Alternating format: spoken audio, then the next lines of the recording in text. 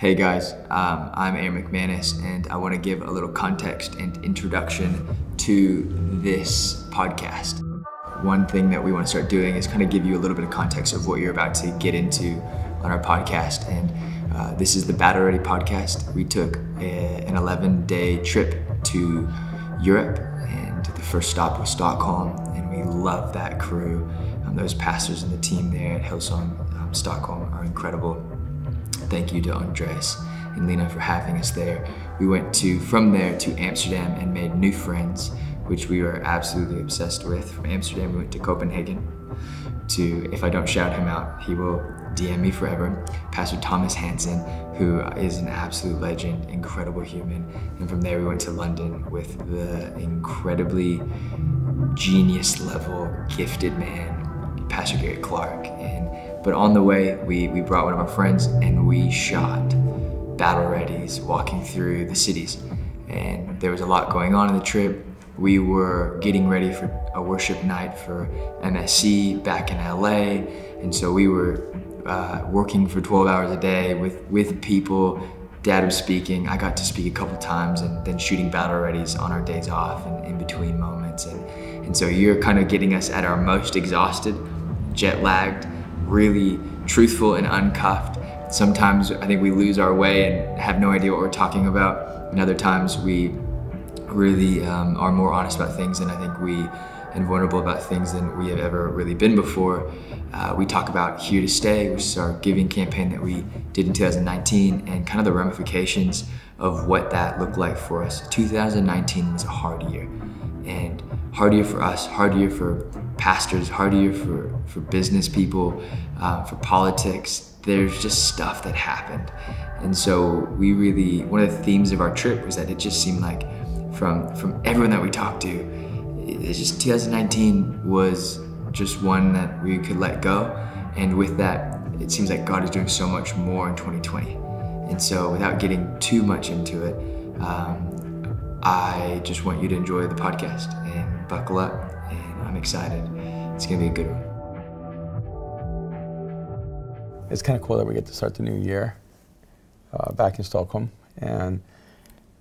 But you know, whenever you're starting a new year, you're always kind of doing some assessments, you know, about where you're at and how you did the last year, and what things you got done and what things you didn't get done, and then you hope that you can fix some things that maybe you didn't fix, and elevate your standard in other areas. I know for me, 2020 feels like a big year. It feels like a big decade. Yeah. And as I look at Battle Ready, one of the things that I'd be good for us to talk about is just, you know, how do you get started sometimes when you feel like you're in a rut? Yeah. You know, or how do you become stuff? How do you become something that you keep telling yourself you're going to become, but you never do? Yeah. You know, and some years you feel like you make progress. And 2019, I felt like it was a tough year in a lot of ways. I feel like I think a couple things happen. Like you feel like you want to reevaluate your life, reassess, and then you re-engage, and then 2019 happens, and it felt like we talked about it before, but it was just such a weirdly hard year for so many people. Mm-hmm. We did Here to Stay campaign with Mosaic, like raising money for a building, and you've talked about that as like, how did that make you feel? You know, I think what sometimes people don't factor in is how giving yourself really hard to one thing can drain all your energy from other things you're supposed to do. Yeah. So I look at the year where I was, you know, taking on this project, trying to raise $20 million to buy this property in Hollywood Boulevard, and then not succeeding. Yeah. And at the same time, I was supposed to be writing my next book. And I've never not written the book on time, but I missed my deadline. No, you've missed a couple of deadlines. No, Ours and Zoll was late. No, I turned it on time, and then they messed up the manuscript. Were late. Yeah. Oh, okay. Yeah, but no, that's a whole that's a whole podcast in of itself of like the process of. Yeah, we can get to that one. Deadlines and yeah. But it felt like a massive, epic failure for me. So I had a private failure. But explain what happened. Explain what happened, because most people aren't going to know. What do you mean? Most people, the whole whole world may not know like what happened. So, from the book or from the church? No, the here to stay thing of Yeah. what, they're giving some background context. Yeah, the here to stay thing, I feel like the whole world knows. But that's an interesting thing too. Yeah. Is that like, I was talking about this with a guy who also works in a similar field, and he said that 2019 was like actually just so horrible for his team and the team he's a part of. So much like bad stuff happened, like public bad stuff, and he was like, "Did you know?" And I told him, I was like, "I never even heard a single thing." Yeah, whenever you fail, you feel like everybody knows. Like everyone knows. That Yeah. instance is this the guilt and the shame, and it's like this overwhelming thing that takes over your entire life, and then you leave your city or town or wherever you're working, you realize that not that no one cares, but it's so small for everyone else. Yeah, so I guess the painful summary is began 2019, going in front of our community at Mosaic and saying, hey, we have a chance to buy this property. We need to raise $20 million. We're starting a campaign called Here to Stay. Yeah. We started a GoFundMe account. Which people thought was weird because they're like, why would you do this so public? I mean, you had huge pastors asking you. I had people who thought that I had already raised the money before I went public because that's what you're supposed to, I guess. I didn't know that. And I said, no, we really had not raised any money when we started the campaign. Yeah. And it went well in terms of we raised millions of dollars. We raised over $4 million, but it didn't go well in that we were 16 million short. Yeah. And we were not able to buy the property and have to finish the year. So I start the year with this huge initiative. Let's buy this property. Let's go big or go home. And then, well, I guess we didn't have a home to go to. I think there's a few things we could talk about there.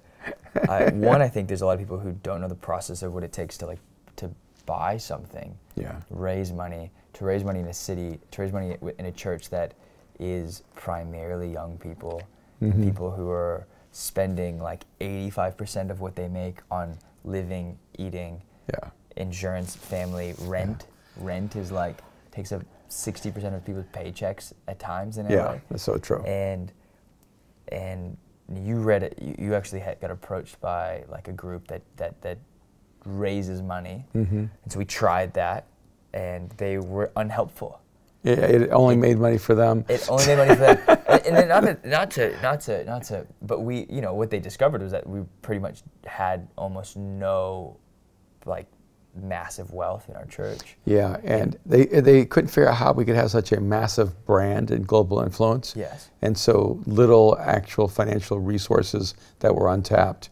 Yeah. And I do want to say on the point of like celebration, over 6,000 people gave to Here to Say. It was like this really interesting thing is that the 6,000 people were outside of, I mean, we had thousands of people in our church. Yeah. I would say most people in our church, we did a couple of things. Like, we want to be transparent, like, our numbers dropped dramatically. In gathering, in church numbers dropped dramatically. The moment I announced that we're going to work together to raise the money to buy this property, we lost a ton of people. Like 1,000 people. Yeah, who just didn't want to be a part of giving money. Of giving money, They didn't like the conversation, which I find, which is always interesting because I feel like when you go into anything big, like God refines the people who are in your life.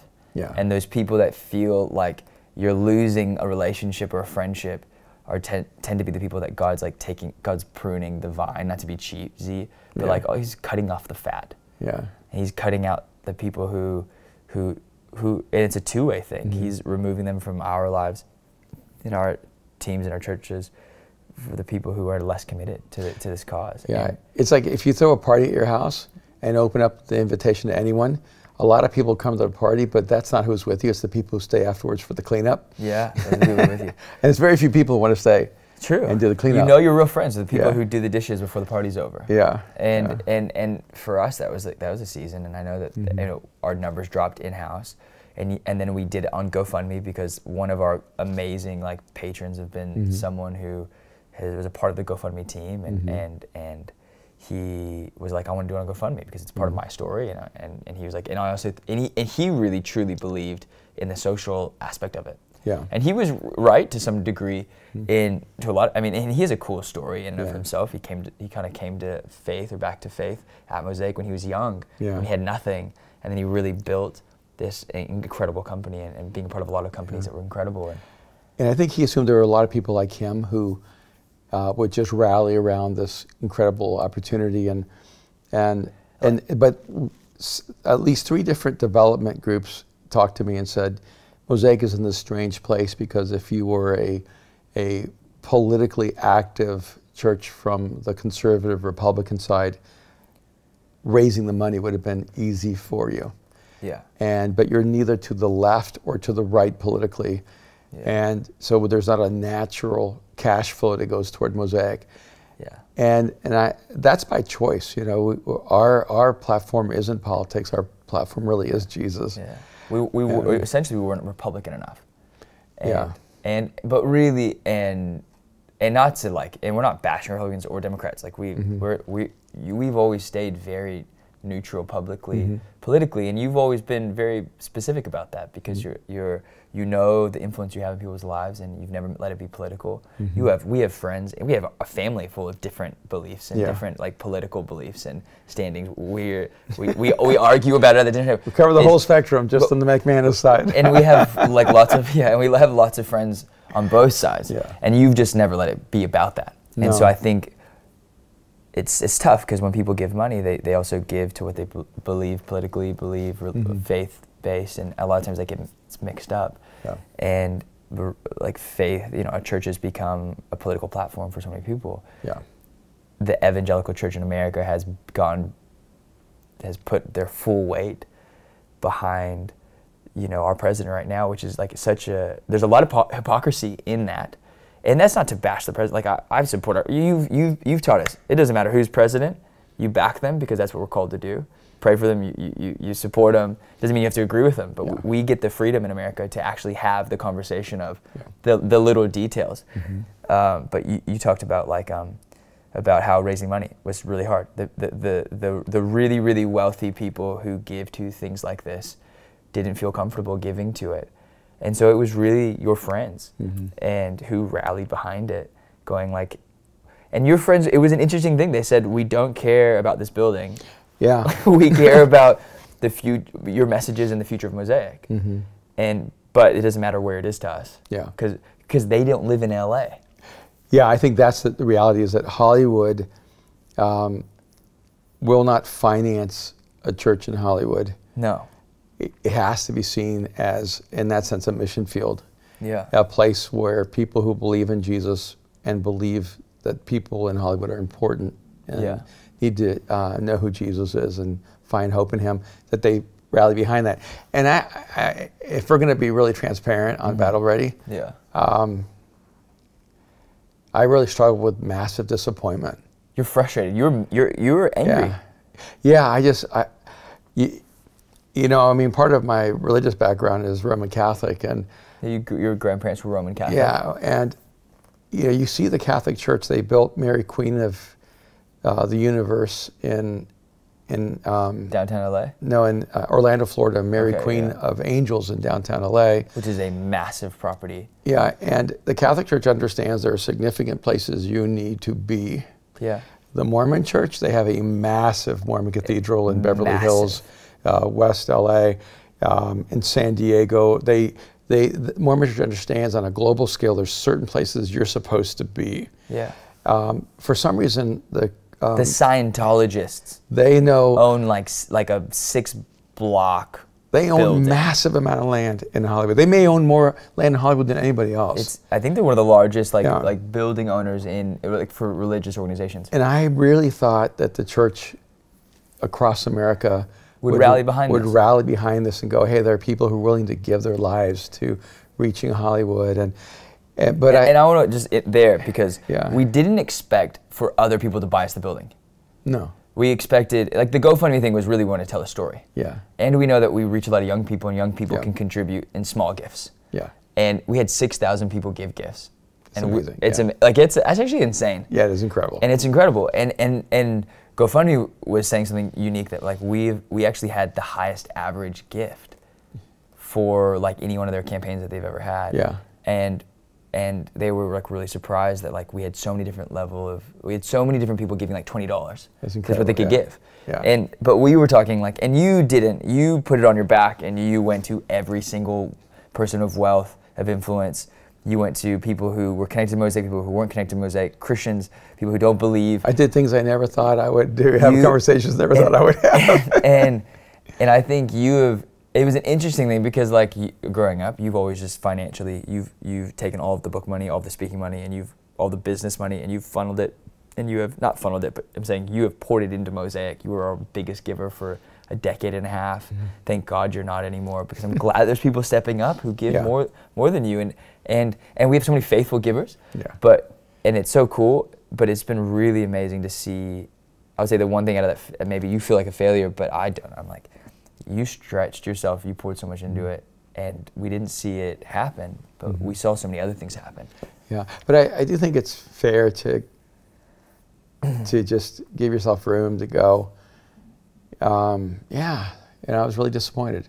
Yeah. I really, I knew it wasn't possible unless something miraculous happened in someone's life, that someone just, in Texas or in Michigan or somewhere went, I believe in this, and I'm gonna, because the reality is one person could have given $20 million somewhere out there, right? I mean, we had friends, we know people who were buying $20 million houses, and it was easy for them, and then it was tough to be like, well, we can't get this building, you know? And I'm 61, so I was like, I'm not doing this for my ego. I'm not doing this for my future. I'm doing this because I felt like a church like Mosaic needs to be in Hollywood for generations to come. And 1,000 years from now or 100 years from now, when people look at Christianity, they'll see this as an incredibly short-sighted moment for the church in this era. And so I just felt disappointed on a large scale. I felt really encouraged by the individuals, really disappointed by the outcome. Yeah. And so that was a part of 2019. It was me struggling through that. Like handling disappointment. Yeah. And I know there were moments where you were like angry. And you weren't angry with people who you didn't feel like anyone wasn't stepping up, because the people who your friends, even like the super wealthy, they stepped up. They were our biggest givers. Don't live in LA. Don't go to Mosaic on a weekly basis. The people who gave the most money don't even come to Mosaic. No, they just did it because they're committed to you. They were committed to what we're doing, and because I was in those rooms, and they were like, "Look, we don't care where you guys meet. We don't live in Hollywood. We don't come. We listen to the podcast. We watch online. We want a play. We believe in the future." Or maybe we were young and we got influenced and came to Jesus at Mosaic, and now we're older, and I do think that there's something like super beautiful. Like last year, one of the things I'm grateful for was that like I think your friends rallied around you more than I've ever seen in my life. And there were moments I know in our lives where we felt like our friends weren't the friends that we were supposed to have. Like that there were people out there that were our tribe that we hadn't met yet. Yeah. And to see like people like Edwin, people like Paolo and Jamie and Angela and Jerome and Brad and Shanda and like the list was like endless last year of the people who were like calling you, loving on you. And I don't know if you felt that. Oh, I do. But as a son, I was like, the best thing you could ever see is your parents still having friends who aren't giving up. They're like they're getting older and they're building more, you know? And I think that was like the interesting thing, because a part of me never felt that anyone was obligated to help us. No, yeah. It's really just, you just pray and hope that God would place it in someone. Yeah. Or many people and bring it together. But at the same time, while that disappointment was happening, some of the people you mentioned, so many others that have been a part of our community, and they gave so sacrificially, and they just stepped up and did so much. And every time someone gave a lot, I always felt like a part of me going, oh, wow, they're sacrificing so much. I just hope I can help make this happen. Yeah. But I started getting texts from people the moment I announced, hey, we're not going to be able to buy this. There was not one person going, well, then I want the money I gave back, or what did you do, or not from the people who were planted in church. No, which was interesting, because the guys like the Jacobs and the Erics and the Say and Sandys and the Ians and the Albert and Christine, like the list goes on, and the faithful stayed faithful. There was wealthy people who were like, we're only going to give $1 million if you get the building.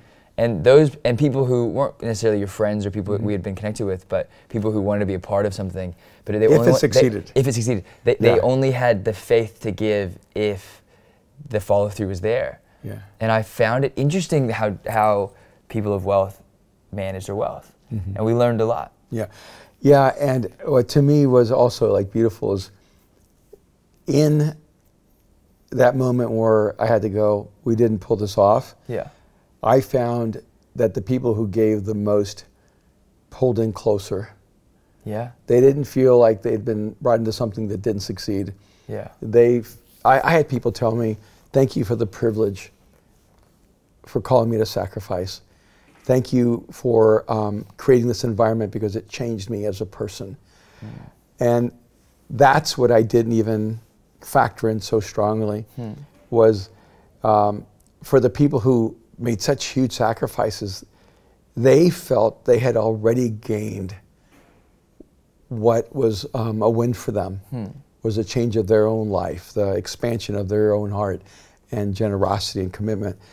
And I think that's a part of the power of moving together to accomplish things. Even when you don't succeed, even when you fail, there's this commonality that you've bled together, you've worked together, and you know, even though we're all the way in Stockholm, I stayed up at 3 in the morning to watch the national championship between LSU and Clemson, and I started thinking about how does it feel to be the team that loses, you know, and because we all think about the team that wins, but I actually think that so oftentimes when you lose and you have great leadership, it pulls the team together more. It builds a greater bond. And it says, you know, we went through this pain together, so now let's work hard to create a moment where we can celebrate together. And I think that's the way it's been this way for Mosaic this year. We lost a lot of people instantly, and we had a challenging year even through this entire campaign. But I feel like we're stronger than we've ever been, and the people who are with us are just so with us. It's a beautiful thing. Okay, so this is the end of part 1. And this is a rather long podcast, so we wanted to split it into 2 episodes. The first one really talking about failure and everything we've kind of gone through with Here to Stay, not being able to buy the building outright, but still seeing how God is working and how people are stepping up and how it really did bring our community together. It was a really hard year for us in 2019. We met so many amazing people through the process, but to come out the other side and to not be able to buy the building that we wanted to buy, and continually trying to raise money, being told we weren't left-wing enough or right-wing enough, we weren't liberal enough or conservative enough. And for us, we've been pretty true to the fact that we stay out of politics. People already see us as a really creative church, and so they kind of pin us with a political agenda, one side or the other, but in all reality, we have always kept it about the same thing. We've always kept it about Jesus and loving God and loving people and helping people find Jesus. And we deal with so many things that other churches deal with, but we also deal with things that no other church really does or is able to handle. And we love being on the forefront, but we really do need more churches helping us and more people helping us. And I don't expect other people to carry our burden, but I do expect people who hear this to step into it, to step up, and to maybe hear God's voice in something in the situation and step up to the plate.